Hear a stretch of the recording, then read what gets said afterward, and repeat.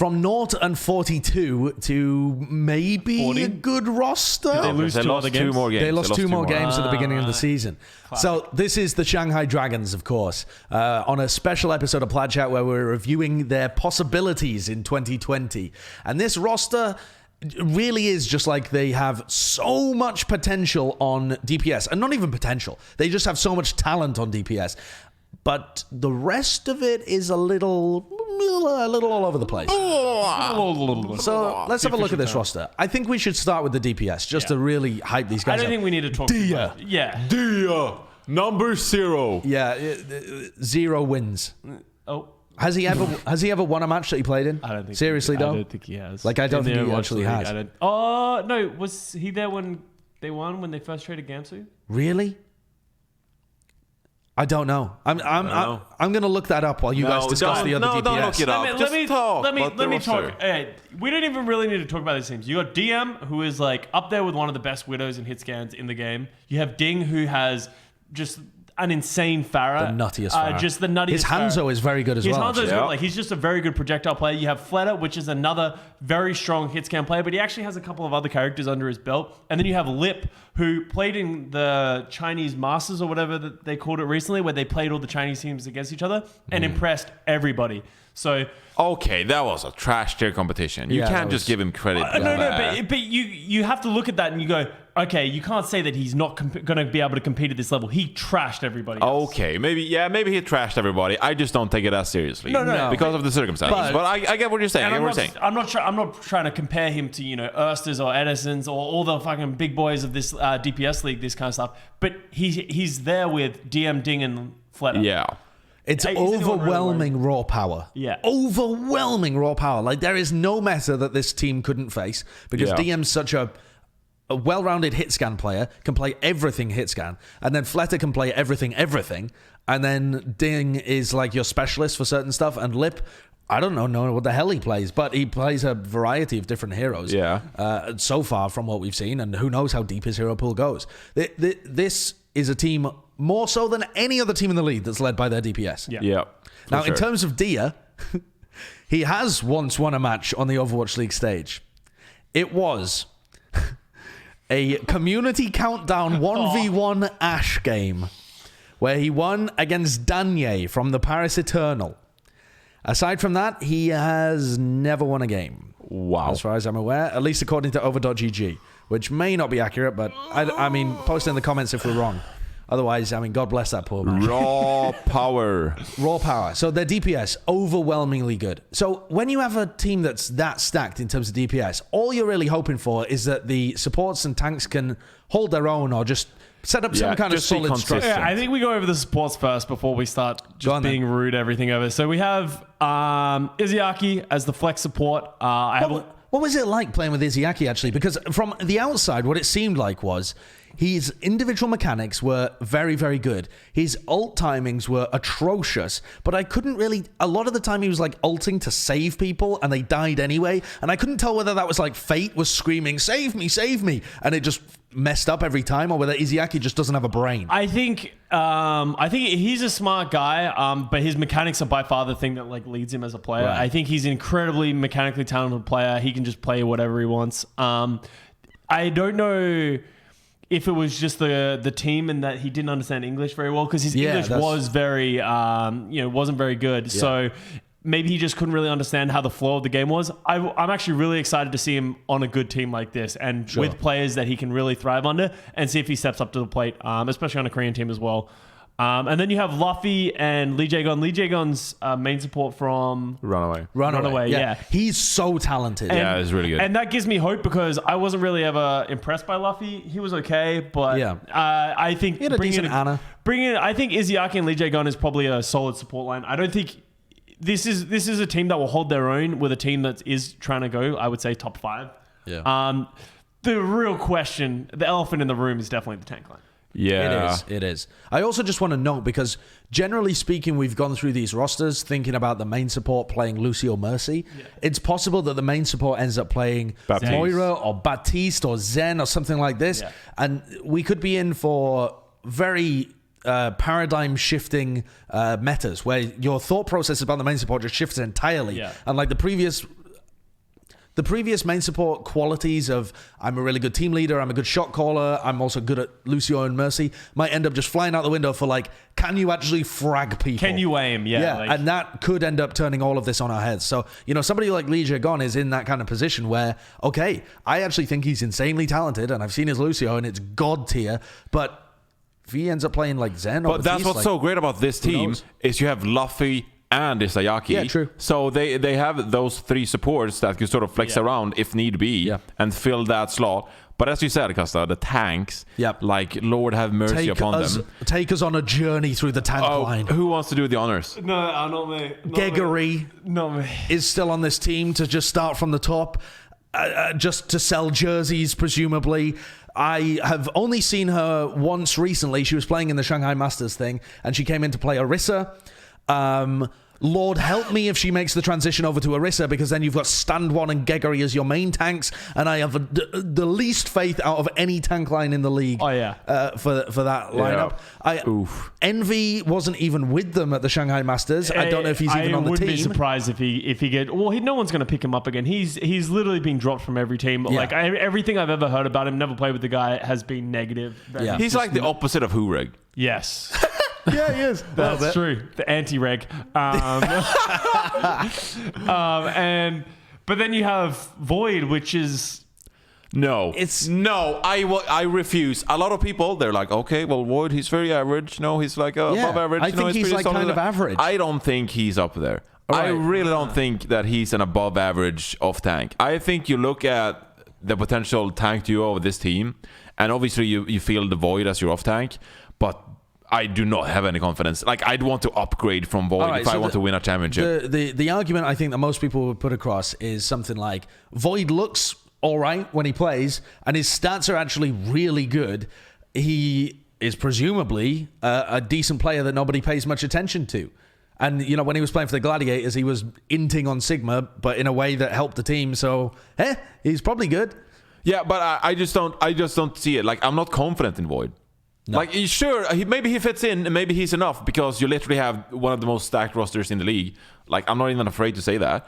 But, like, honestly, I don't consider him like a top off tank, and I'd want to upgrade from him if I wanted to win the championship. He's not at the level of the rest of the team, I think is a good way to put it. Like, when I look at this team, when you look at I would say their support line and their DPS line, you're like, this team can go top 5 easy. Yeah. But then you look at their tank line, you're like...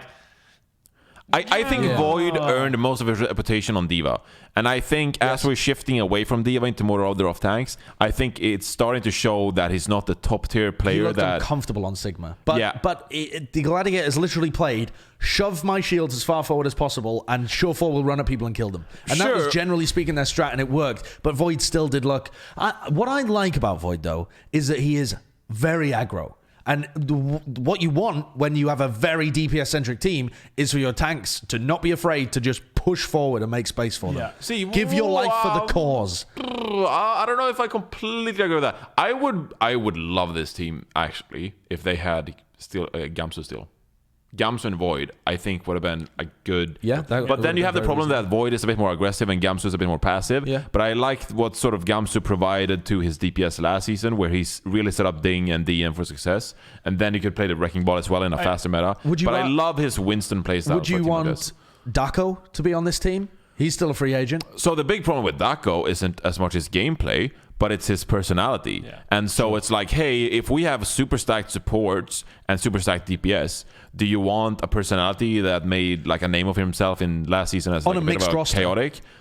On a mixed roster. Sure, on a mixed roster. I think that makes a big difference. I think it was pretty obvious he started tilting in games and stuff, and maybe that's because of a mixed roster. But I'm just saying, if in this team, I want tanks that are very low-key, chill personalities that just play safe and don't go for too many plays and just hang out. I consider Envy and Dako almost the same person. I think they both have... Envy was a very talented off-tank, but just no one really wanted to play with him. And I think that sort of becomes the issue, right? Is that you need to be able to fit in a team. And as you said, you need tanks that just don't really have a personality. You just want tanks that are going to do their job and get robots. Yeah. If this team had like freaking Marvel, I mean, it'd be like a top 3 team almost. Yes. What about Bumper? Like, we talk about teams. Okay, well, we haven't even talked about Stand1 yet. He's their main tank. He's the only main tank on the roster, and we've just ignored him as if he's useless already. Well, that's the way you pretty much sum him up. Yeah, I mean, how crazy, though, is it that this team is like trying to go top 5, maybe even top 3 they could attempt for, and they have Stand1 as their main tank. This guy played for Gladiators Legion, didn't he? Yeah. Yeah, and he didn't look impressive on Gladiators Legion as far as I remember. Didn't he have another nickname before? Can you scroll down? Did he? Yeah, Clover. Okay, well, I don't remember Clover. Yeah, I remember Clover as well. I honestly haven't watched. I'm going to admit, I haven't watched enough of Stand1. I mean, I watched the Gauntlet, and I didn't pay any attention to Stand1. And also, Gladiators Legion just kind of got clapped. Yeah. And that sort of becomes it, is you're putting together a championship caliber team, and they've picked up someone who doesn't have any proof of that. Yeah, no proof. I mean, that's a good way of putting it, because we don't know that the guy's going to be bad. Yeah, because we just don't know enough about him. And it's not... You could watch all of the VODs of this guy play, and you still wouldn't have a great idea, because he's playing against such lower level talent. Yeah. And with lower level talent, and I don't mean that as a diss to Gladiators Legion, but seriously, like, you are just getting kind of blown out against other teams that are starting to approach or are our level. You know, like your Outlander Academies and the teams at the Gauntlet. Some of those are kind of like... We're talking top 5 teams. Like, as we said, like, we're putting together a top 5 team. When you put the Gladiators Legion against Atlanta, NYXL, they get shit Shock, on. and that kind of stuff, it's not close. You're going to get spawn camped. Like, I know contenders teams that just get spawn camped by, like, those teams. It's like, it is the way it is. So when we're talking about bringing up a player to try and participate and compete at that level, Stand1 just doesn't... Yeah, but this is why it's so annoying in my mind that Fleta is already on this team, because... well, it's not annoying that Fleta's on this team, but I'm saying, like, what I would almost like to see is a trade that sends Fleta to Seoul and you get, like, Marvel back. Because if you're dedicated to playing Gesture, I don't want Marvel to ride the bench. So then Soul just ends up with Flare again. Like, but I'm thinking about like both teams. Yeah, but I'm thinking about like possible trades to really round out this team. Like, what main tank would you look for? And Marvel would be like Marvel number 1. Makes a lot of sense. My issue with that trade, though, would be that Fleta really is like a linchpin for this team, because he allows you to tackle any DPS. If you don't have Fleta, Ding can't play all of the metas that there are, and also I don't know whether you want to rely on Lip all the time. Yeah, I think it would probably benefit both teams. It would benefit Solo a lot more, I think. But the problem is, like, if you want to sign a new main tank, you have to sacrifice some of what you already have. Yeah. Like, maybe you can get rid of Isayaki or Luffy for a main tank. Yeah. But I'm like, it's going to be hard to find like a really good main tank. So you were talking about Bumper. I like think about it. Like, Bumper is essentially a free agent. You want someone that's going to come in, play aggressive, and like give everyone else space. Bumper might be a player. As you said, no one actually understands the inner working of what happens at Vancouver, and if he is aggressive, if he is helping everyone, or if his team is literally just carrying him. Yeah. I know that he's shot called for them. Like, you can't be a shot caller and get carried. Yeah, exactly. And he obviously understands what he's doing. And a shot caller probably would help this team, because I don't know anything about all their players. But like, having a main tank that is willing to call and talk about the game is good, and has also played at the top level. Bumper's obviously played at that level. Yeah, I would like to see maybe TC in this roster. Tizzy would also be okay. I think both of them are just better than Stand1. More reliable. Yeah, and I said on my stream a while back, and I feel fairly happy talking about this, because this video is going to get released like 3 weeks in the future, so who knows whether it's already broken. This might not even be news at the time. But I spoke on my stream a while back about Bumper having already found a home, and that was because there was a rumor going around that he was joining the Shanghai Dragons. Now, as far as I know, that fell through, so I don't think that Bumper is going to be joining. And this team at the moment has 12 players on it as well, so they would have to release somebody. Surely Dia can they can remove Dia's two-way. Whoa. I mean, I don't know if they.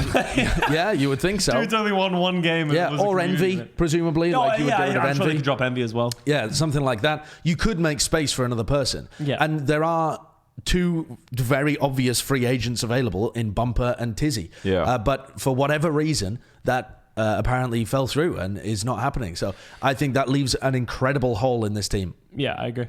And.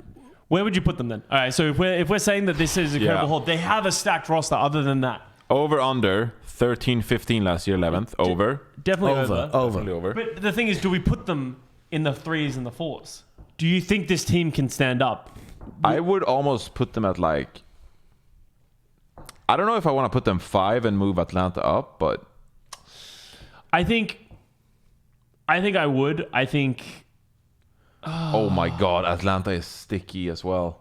Oh yeah, we can't move up. Atlanta's just set at 5. Every time I could cross I them out. look at this roster and I think about how good it is, I always come back to Stand1. And I just think, shit.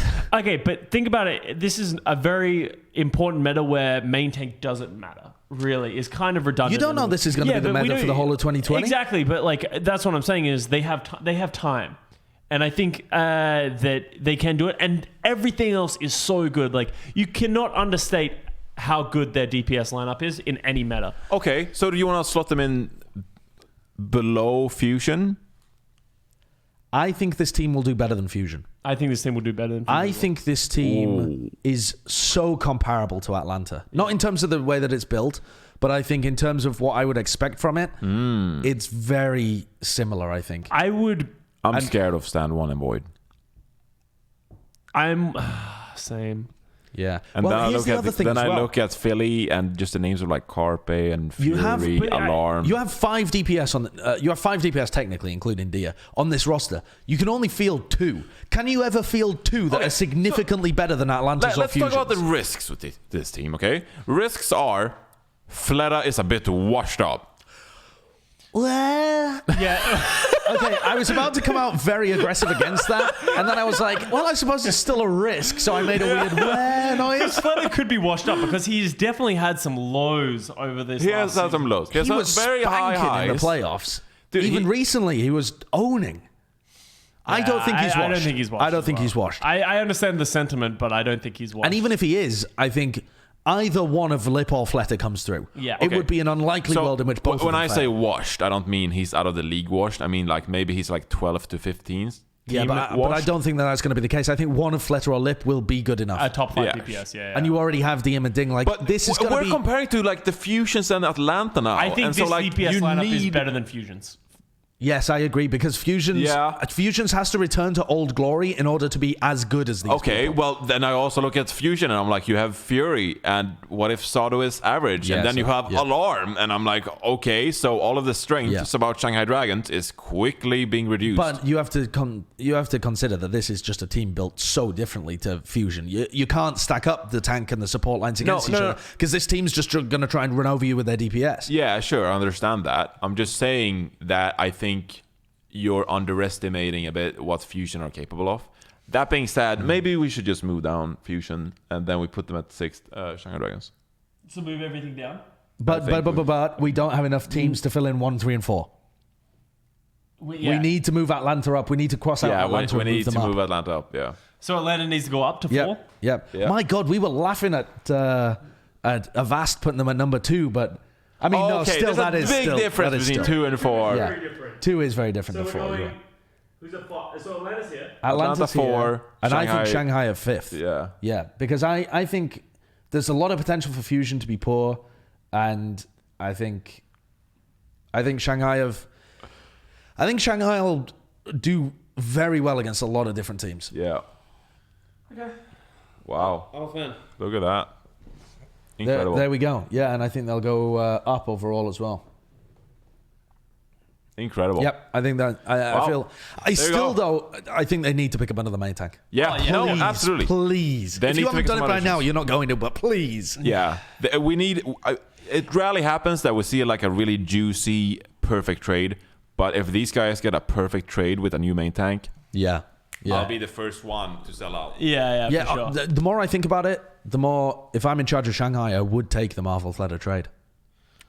I would definitely take that trade. I think it's too good. Like their biggest glaring weakness is the main tank. Yeah. Marvel, is solid, and Fleta, you might not need Fleta. I think with Lip, Ding, and DM, I think you'll be fine, and I think you'll be very strong still. Oh, 2020. Yeah, we'll See what find out in happens. 2020 when Shanghai win it all. See you next year.